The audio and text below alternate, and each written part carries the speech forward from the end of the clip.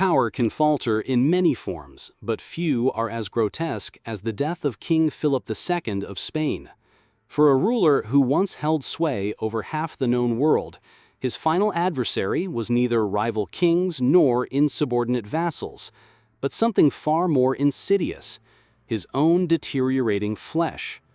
As we pass through the dim corridors of the Escorial Palace in the summer of 1598, brace yourself for a tale where supreme authority meets absolute helplessness, where the mighty are reduced to rotting prey, and where nature passes its harshest judgment on the pride of monarchs.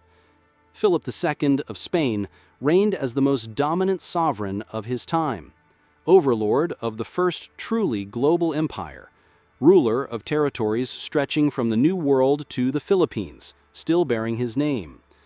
The son of Emperor Charles V, Philip governed lands across the globe, earning him the famed saying that in his empire, the sun never sets. As the staunch protector of Catholic orthodoxy throughout the Counter-Reformation, he inspired both admiration and dread, launching his formidable armada against England and bankrolling brutal campaigns against Protestant dissenters across Europe. Yet for all his political might, Philip's last and most grueling war would be fought not abroad, but within the walls of his own chamber. For 52 days during a sweltering Spanish summer, the king who once held sway over half the known world lay immobilized, imprisoned within his decaying body, as creatures far smaller than his humblest subject consumed him from within. This is more than a story of bodily torment, though that torment was immense. It is a reflection on the boundaries of human dominion, the inevitability of death, and the cruel equality of rot. The Escorial Palace, commissioned by Philip as both a royal residence and a tomb, would indeed serve as both, the grand stage for his slow and agonizing final performance. Within these stone walls, a monarch accustomed to shaping the destinies of nations would find himself utterly defenseless before the relentless advance of infection and vermin. Eyewitnesses to his final days left behind descriptions so appalling that scholars long considered them to be exaggerations. Current medical interpretation suggests they were entirely accurate. What follows is the factual account of Philip II's nightmarish end, a passing so prolonged, so hideous, and so humiliating that it endures as a memento mori for the ages. As we draw back the finely embroidered royal linens to expose the decaying body beneath, we're reminded that even monarchs return to dust, sometimes while still breathing, sometimes bit by bit, and sometimes as banquets for the basest of creatures. The first indications of Philip's terminal decline surfaced in the spring of 1598. By the age of 71, he was already old by the standards of his era, and had endured a host of ailments for decades. Gout had afflicted him since his 30s, contorting his fingers and toes into twisted shapes that made writing and walking increasingly arduous. Each year, the episodes became more frequent and debilitating, spreading to his knees, wrists, and shoulders. He had also developed an extreme form of arthritis, leaving him so stiff that courtiers claimed he could not move hand or foot, not even to scratch his scalp. Coupled with recurring fevers, these afflictions had already confined the king to a wheelchair by 1591. Yet he remained devoted to governance, personally inspecting every key document of state, sometimes scrawling the lone directive, "No," a single word with the power to shape the fate of thousands across his immense realm. But in June of 1598, Philip's health deteriorated sharply. A new bout of fever left him feeble and disoriented. More troubling still, several abscesses began to emerge on his right knee and hand. These pustules would burst and drain, only to reappear more virulently. The court physicians, constrained by the medical limitations of their day, applied poultices and conducted bloodletting. Yet the infection advanced with alarming speed. In mere weeks, the king lay bedridden, capable only of moving his head and left arm. The once mighty ruler of Catholic Christendom became entirely reliant on others for his most basic needs. His rigid Spanish court etiquette, long known as the most ceremonious in Europe, dissolved under the weight of human frailty. The man who once required bowing and ritual to approach now lay in his own filth when his servants couldn't clean his bed quickly enough. As July brought soaring temperatures, Philip's anguish intensified. The abscesses multiplied, appearing across his torso, groin, and legs. From these festering sores rose a stench so foul that even his most loyal aides could hardly bear to enter the room. The odor of decomposition drifted through the palace, forcing courtiers to hold perfumed cloths over their noses as they neared the royal quarters.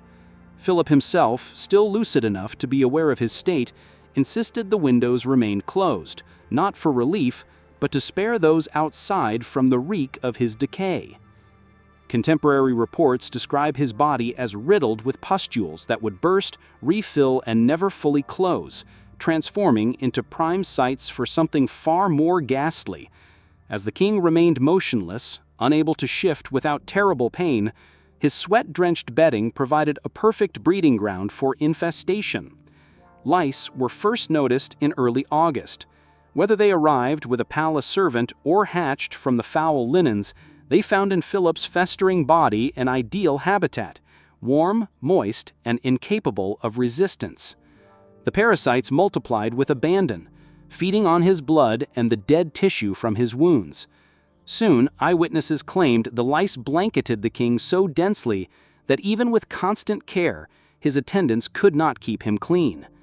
Diego Deeps, Philip's confessor, later claimed that the lice originated within the king's wounds themselves, emerging directly from his decomposing flesh. Whether this was factually accurate or simply appeared that way to appalled onlookers, the result was the same. Europe's most powerful ruler had become a living nest for parasites. Some reports allege that certain attendants were assigned the specific role of removing lice from the royal body, gathering them by the handful, only for fresh infestations to reappear just hours later. But the lice were merely surface feeders. The true nightmare was unfolding deep inside Philip's deteriorating body. Royal physician Andres Zamudio de Alfaro recorded that the king's wounds began to generate putrid and foul matter, in which a multitude of maggots were formed. These larvae, likely from ordinary flies that had entered through open palace windows or doors, infiltrated the king's exposed lesions and began consuming the decaying tissue. Picture the sight.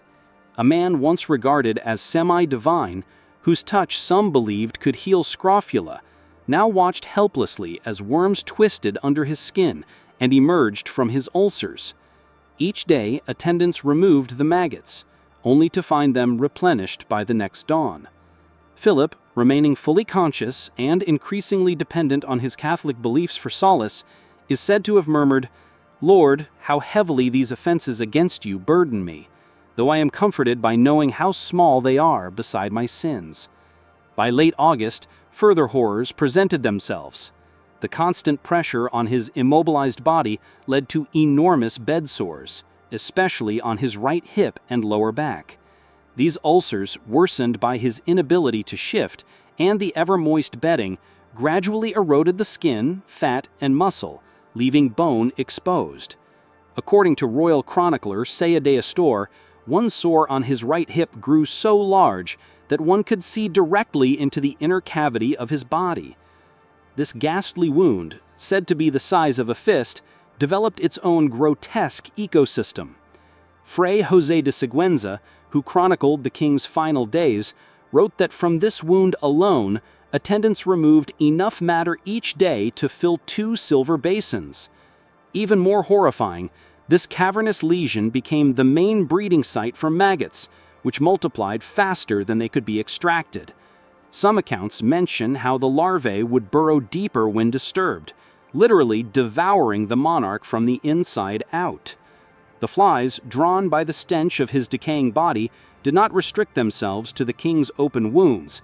As Philip's condition grew worse, they began to invade his mouth, nostrils, and ears as well. Unable to fend them off, the once dreaded ruler could only endure as insects crawled across his face and into his orifices. Some scholars suspect that Philip developed myiasis, a condition in which fly larvae infest living tissue at multiple sites throughout the body. Adding to this torment was the king's intensifying gout that made even the lightest touch to his limbs agonizing. Yet his body still had to be moved and cleaned.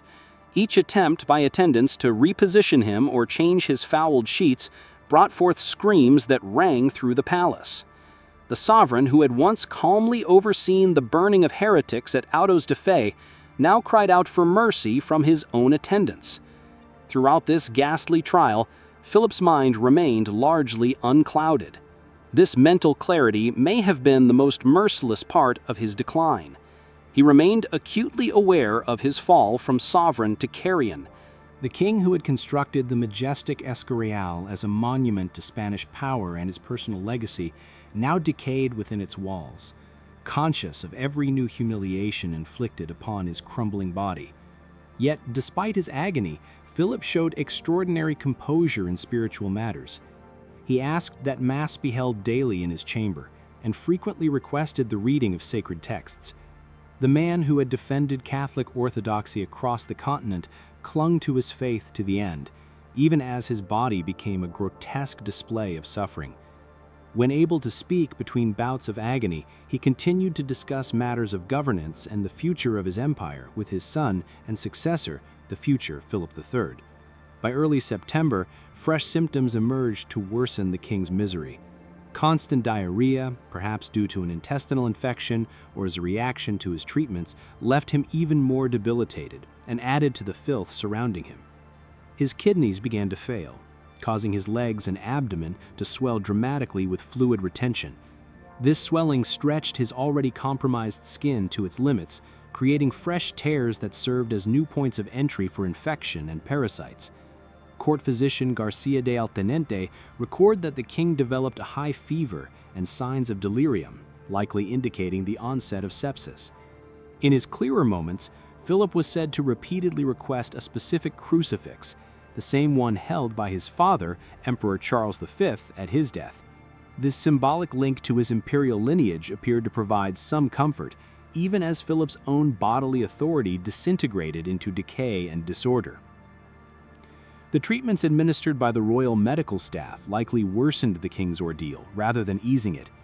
Following humoral medicine, physicians applied caustic agents to his wounds in a misguided effort to balance his bodily humors. These substances, including arsenic-based compounds and mercury preparations, would have seared his already damaged tissues and possibly hastened necrosis. Regular bloodletting, in some cases performed daily, drained his strength at a time when he could least afford it.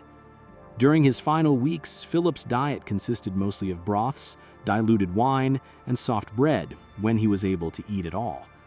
The combined onslaught of infection, parasitic invasion, blood loss from misguided treatments, and inadequate nourishment created the ideal conditions for total systemic collapse. His heart, strained by widespread organ failure, began showing signs of arrhythmia, and the king complained of heart palpitations and episodes of breathlessness. Even the elements seemed to turn against Philip. The summer of 1598 brought oppressive heat to central Spain, and the stone walls of the Escorial acted as a furnace, trapping the sweltering air. This rise in temperature sped up the reproductive cycles of the lice and flies plaguing the king, and quickened the decay of his festering flesh. The few windows in his chamber, left partially shut to contain the stench, allowed little air to circulate, offering no relief to his fevered body or dispersing the thick miasma of rot that settled over the royal bed. By the second week of September, it was evident that the end was near. Philip, still lucid despite unbearable pain, summoned his children to receive his final blessing. His son, the future Philip III, who had been mostly shielded from the full extent of his father's physical collapse, was visibly shaken by the sight before him. The young prince reportedly had to leave the room multiple times to gather himself, overwhelmed by the spectacle and stench of the once mighty king reduced to an infested, writhing husk. In a last gesture of monarchical responsibility, Philip tried to impart guidance to his successor. Eyewitnesses claimed he cautioned his son about the fleeting nature of earthly dominion, motioning feebly to his ravaged body as proof. "I have been treated like a worn-out hound," he is said to have told the prince. "Remember this when the crown rests upon your head." Whether this statement was intended as a warning against arrogance or a bitter commentary on the neglect he suffered from courtiers unable to stomach his condition remains uncertain. On September 13, 1598, Philip requested the final sacraments. His confessor administered extreme unction, touching only those few parts of the king's body that did not provoke screams of agony. Throughout the rite, witnesses noted that flies continued to settle on the sacred oil, lured by the stench of rot that not even incense could mask. In a grim scene worthy of a Veneta's painting, the signs of divine mercy mingled with the unmistakable marks of mortal decay. The king's final hours were marked by mounting difficulty in breathing as his lungs filled with fluid, the last blow in a chain of systemic failures. His breath came in ragged, rattling gasps, each exhalation carrying the reek of internal putrefaction. At 5 a.m. on September 13th, after asking that the crucifix be placed upon his chest, Philip II of Spain breathed his last. The ruler who once wielded the riches of the Americas and commanded the greatest army in Europe was ultimately defeated by its tiniest tormentors. The preparation of the royal corpse posed exceptional difficulties. Standard embalming methods proved nearly unworkable due to the advanced stage of bodily decomposition. According to palace records, the body was in such a fragile state that it began to disintegrate when handled. The royal embalmers acted swiftly, applying liberal quantities of perfumes, aromatic substances, and preservation agents in an effort to make the corpse suitable for public display. Despite their efforts, the king's remains continued to deteriorate at an alarming rate. As a result, the funeral ceremonies were shortened, with only the most essential rites observed before the sealed coffin was hastily placed in the royal crypt beneath the Escorial.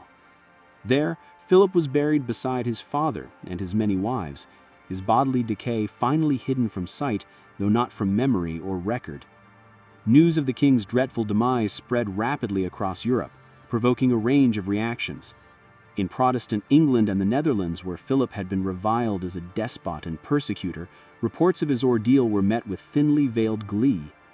Pamphlets emerged suggesting his horrific end was divine vengeance for the tortures of the Inquisition and the carnage of the Dutch revolt. Queen Elizabeth I of England, Philip's long-standing rival, was said to have remarked upon hearing the details, "We should not mock the sufferings of princes, for they remind us all of our shared mortality." In contrast, Catholic regions, especially Spain, offered cleansed versions of the king's death, highlighting his devoutness and composure during his final tribulations. Official court records omitted the more grotesque elements, focusing instead on his receipt of the sacraments and his care for dynastic continuity. The Spanish people were told their sovereign had died as he had lived, as a stalwart of Catholic faith and royal resolve. Modern medical historians now believe that Philip was afflicted by a combination of disorders. His chronic gout had likely progressed into a form of rheumatoid arthritis, weakening his immune defenses. Coupled with signs suggestive of diabetes, such as persistent thirst and swelling, this created ideal conditions for rampant infection. His pustules and abscesses may have stemmed from a widespread staphylococcal infection, while his prolonged immobility led to severe stage 4 pressure ulcers that served as entryways for maggot infestation. What sets Philip's case apart is not merely the extent of his physical agony, but how it served as a grotesque mirror of his temporal authority. The king who had ordered men to their deaths on distant battlefields could not command the insects devouring his flesh to desist. The sovereign, whose word once condemned heretics to the stake, could do nothing to stop his own body from becoming a nesting ground for vermin. As historian William H. Prescott later observed, no amount of power or wealth could purchase exemption from the physical laws to which all mortality is subject. Philip's death is more than just a macabre episode in the annals of history. It functions as a stark memento mori, a sober reminder that no degree of power can shield one from the core frailties of human existence. His end embodied the most fundamental egalitarian truth, that kings and peasants alike must endure the disgrace of bodily decay. The sole distinction lay in Philip's status, which guaranteed that every moment of his suffering would be recorded and remembered through the ages. The tragic irony of his final days was evident to those who witnessed them. For decades, Philip had waged war in the name of Catholic orthodoxy and upheld the divine right of monarchs. He had fashioned himself as God's appointed agent on earth, the staunch guardian of the true faith against heretical threats. Yet in his final hours, there was no sign of celestial intervention, no divine protection of his royal flesh. Rather, the most Catholic of kings died a death that seemed more like divine rebuke than reward, forsaken, it appeared, by the very God whose cause he had devoted his life to. For the Spanish Empire, Philip's passing signaled the onset of a prolonged decline. His heir, Philip III, lacked his father's diligence and administrative acumen. Within a generation, Spain would begin to cede territory and global sway, ultimately relinquishing its role as the preeminent power in Europe. Some scholars have argued that witnessing his father's agonizing demise left a psychological scar on the younger Philip, making him hesitant to fully assume the weight of sovereignty, opting instead to rely on favorites while indulging in courtly pleasures.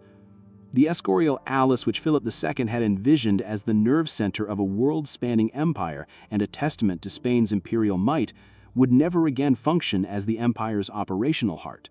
Instead, it would slowly become, what its design always hinted at, a resplendent tomb. Today, visitors may walk through the royal chambers where Philip endured his torturous decline. Though they are told cleaned-up versions of his death, focusing on his religious devotion rather than his physical ruin, perhaps the most lasting impact of Philip's ghastly end lies in the way it continues to shape our historical imagination. His passing stands as a potent reminder that the chasm between ultimate authority and utter helplessness is narrower than we'd prefer to believe. The monarch who once ruled over half the globe ultimately learned that he had no dominion over the workings of his own failing body, a truth that remains just as relevant for contemporary rulers as it was for those in the 16th century. Despite his vast territorial acquisitions and commanding political influence, Philip II is now perhaps most vividly remembered for how he exited the world. Not in triumph on the battlefield, nor in the comfort of peaceful sleep surrounded by kin, but in a prolonged nightmare of rot and invasion. His tale reminds us that the judgment of history often arrives not through how power is exercised, but through how its loss is endured. As we end this bleak recounting of Philip II's final ordeal, we might ponder the words said to have been discovered among his private notes following his death. To have been and not to be is not to be at all. For a monarch fixated on legacy and eternal remembrance, there is a cruel twist in being memorialized not for the empire he forged, but for the hideous unraveling of his mortal form.